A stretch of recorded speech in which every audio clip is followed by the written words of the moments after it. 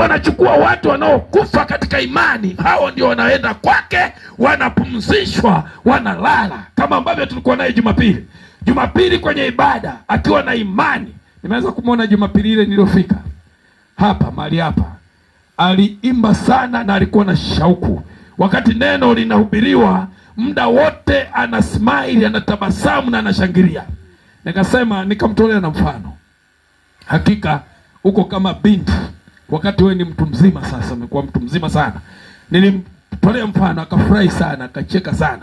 Kumbe ndio tulikuwa tunaagana. Haleluya. Jumapili iliyofuata tulikuwa kwenye mkutano wa Injili Viwanjani pale Msia. Alikuwepo, ameimba sana kwa furaha, mwenye furaha na shauku. Ndio maana kila mmoja ameshangaa aliposikia kwamba huyu mwenzetu watunaye tena, kwa sababu alikuwa haumwi wala haonyeshi wasiwasi.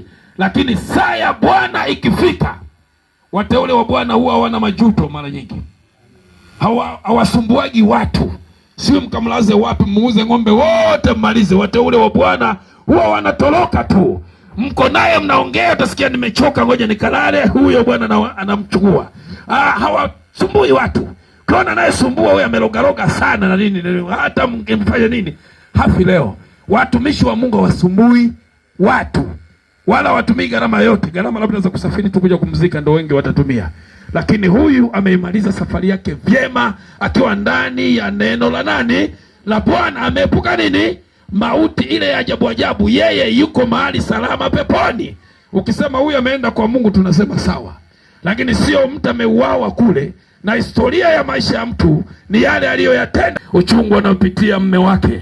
Maana kwanza hawajaonana kabisa, jirani. Alikuwa safari, amesafiri siku nyingi, hawajaonana. Alafu naambiwa uko mbali, angelijua siku anayoondoka. Ndio hapo Mungu anasema kifo ni fumbo. Asingesafiri, angesema nitakusubiri mke wangu mpaka nihakikishe nione unavyoondoka tuagane. Oh, haleluya. Lakini haikuwezekana, kwa sababu hii ni siri ya Mungu. Ndio maana Bwana anasema iweni tayari siku yoyote, wakati wowote. Uwe na Bwana, uamini, utembee na Mungu, kwa sababu siku si zako. Na watu wanalinga, wanajifanya jeuri. Nyimbo zimeimba hapa. Ndio kama hivi tumempoteza.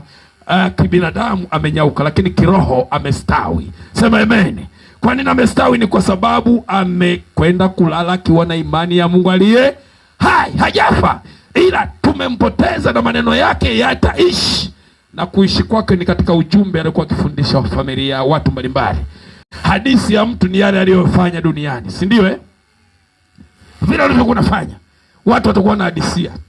Imebaki ni hadithi, akimkumbuka tu anaanza kuhadisia yale alikuwa anafanya. Hadithi ya mtu kama alikuwa mema yote, ndiyo anajieleza huko, anajieleza kwa kweli alikuwa mtu wa Mungu, alikuwa na upendo, alikuwa anasaidia, alikuwa na moyo hivi na hivi. Lakini wewe hadithi yako kama ilikuwa mbaya, umetengeneza hadithi gani? Mwenzetu aliondoka ametengeneza hadithi iliyo njema, amemaliza na hadithi iliyo nzuri ambayo Bwana amemkumbatia kifuani kwake. Sema amen. Na neno la mwisho kabisa tumesoma hapa, wala msitake kujua habari za waliolala nini? Mauti. Bwana tusaidie sana. Hii ndio comment ya mwisho ya maandiko. Yote ni maneno ya Mungu aliye hai. Sijatoa kifuani mwangu. Watu wengine nasema amesema ya kwake. Kwa maana mkiyajua hayo, mnaweza msiwe na tumaini kama wale watu waliokosa nini?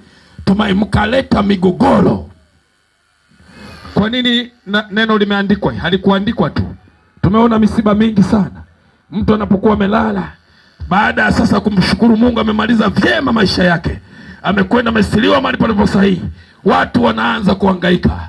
Wanasema haikuwezekana, huyu asingekufa, alikuwa bado anatakiwa kuishi, lazima kuna mtu ameshughulika kitu. Wanaanza kwenda kwa waganga, wanaanza kwenda kuagua. Na maandiko yanasema mtakosa tumaini, maana kinachotokea huko ni machafuko. Machafuko yanakuja, na shetani ameweka maagenti waongo. Kazi yao ni ukifika tu alipita kwenye nyumba fulani jioni, alipofika pale kala kitu fulani, ndio pale walimmaliza, walimtega. Tayari matatizo yanaanza huku, yeye yuko kwa Yesu, anawashangaa. Hawa watu wamelogwa na nani? Mimi niko kwa baba yangu, nimemaliza vyema, wao wanahangaika na waganga. Huyu amemaliza mwendo, ameifanya kazi yake, asingekuwa hakuna ambaye angeweza kumloga kwa imani alikuwa nayo. Oh, haleluya. Hakuna mchawi anayeweza kuloga mlokole aliyesimama na Mungu aliye hai. Labda huyo mlokole nawe awe mwigizaji, mguu mmoja ndani mwingine wapi? Nje. Au huyo utafanikiwa tu.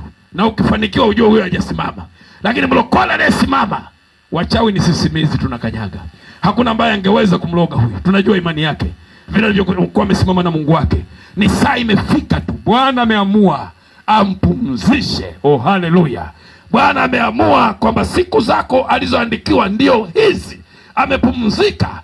Lakini mkitaka kujua habari huko mbele ya safari, haiwezekani. Haiwezekani, haiwezekani. Hilo neno haiwezekani. Wengi wameuana. Wamepoteza watu.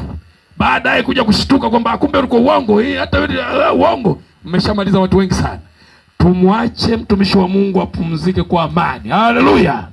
Maana ameimaliza kazi kama Bwana alivyokuwa amemuita, amehubiri, amemwimbia, amemtumikia, na sasa leo ni siku yake. Tunamwaga katika sikukuu ya mwisho hii nzuri.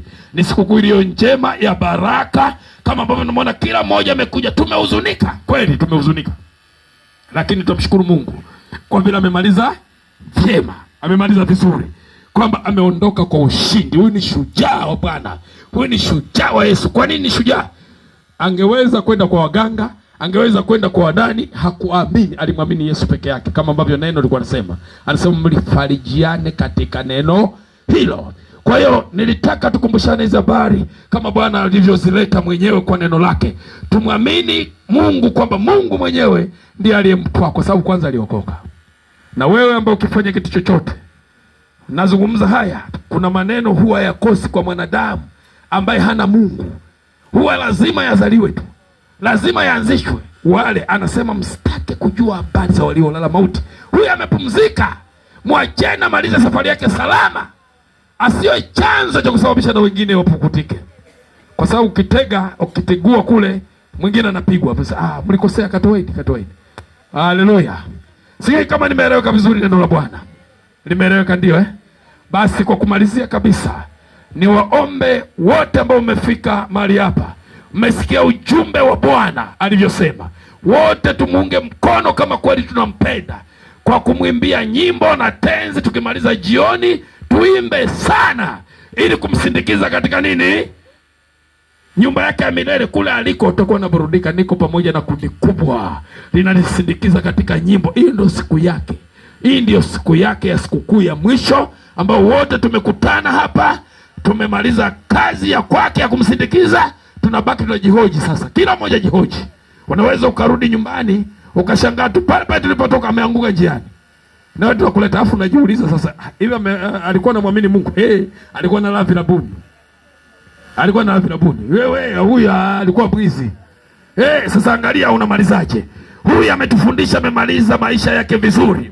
Amemtumikia Mungu kwa moyo wote na amemaliza vizuri. Ni funzo kwako. Na wewe badili mtazamo wa maisha yako. Badili maisha yako na nia yako. Bwana akubariki sana kwa kusikia ujumbe huu, na Mungu akaufanye ukawe chachu na ukatujenge katika nafsi zetu, ili tukamuone Mungu katika maisha yetu. Ni katika jina la Yesu Kristo na wote tuseme amen.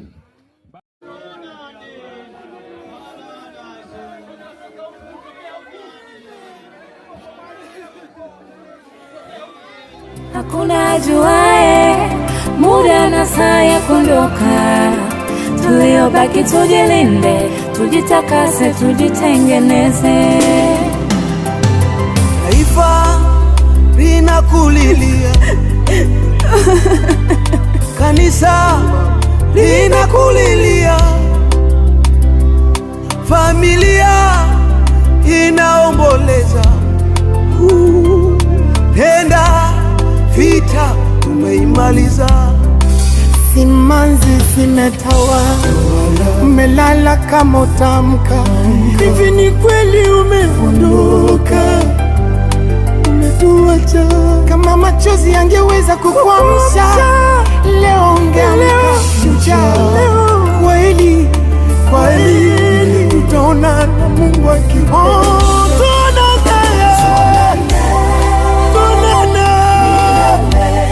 Yerusalemu ya Baba,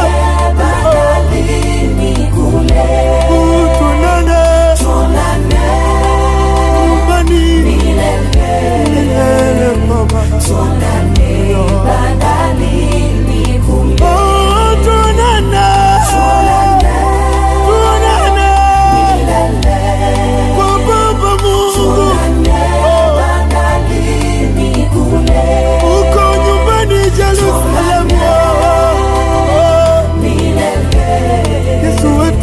tuonane bandarini kule.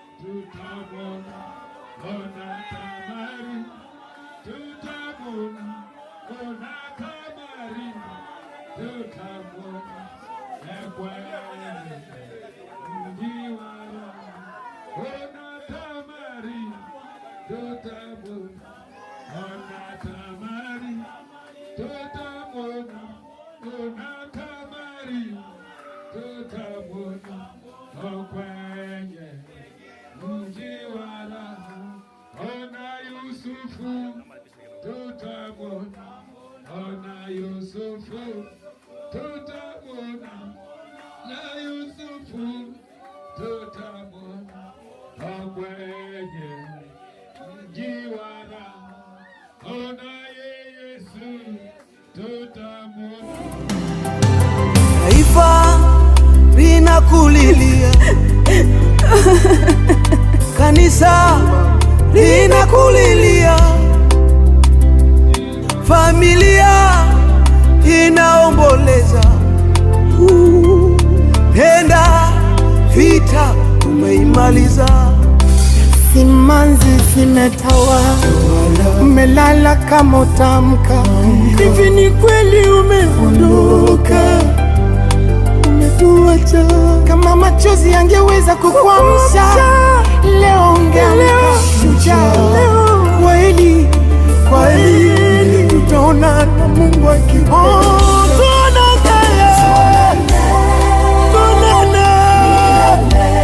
Yerusalemu ya Baba, bandarini kule. Tuonane nyumbani milele Baba. tuonane bandarini kule. Tuonane kwa Baba Mungu, bandarini kule. uko nyumbani Yerusalemu. taifa linakulilia, kanisa linakulilia, familia inaomboleza. Penda vita umeimaliza, simanzi zimetawa, umelala kama utamka. Hivi ni kweli umeondoka, umetuacha. Kama machozi yangeweza kukuamsha, leo ungeamka shujaa. Kweli kweli tutaona